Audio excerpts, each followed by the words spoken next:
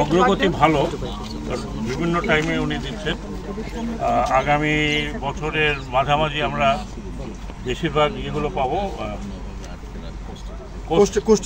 Coastal জাহাজগুলো পাবো। By 25 ডিসেম্বরের মধ্যে আমরা বাকি সব পেয়ে যাবো, যেগুলো তৈরি হচ্ছে।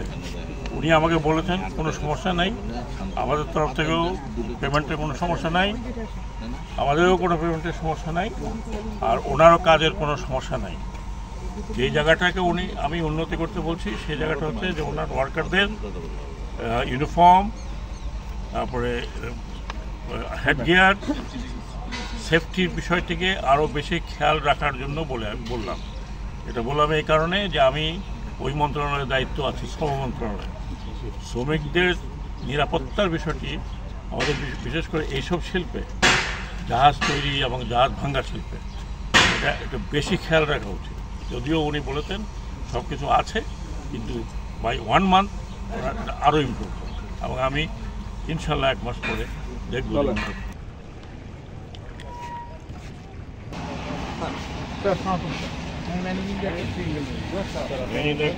তাহলে এটা যেটা আপনি বললেন, এটা হচ্ছে সুপ্লাস।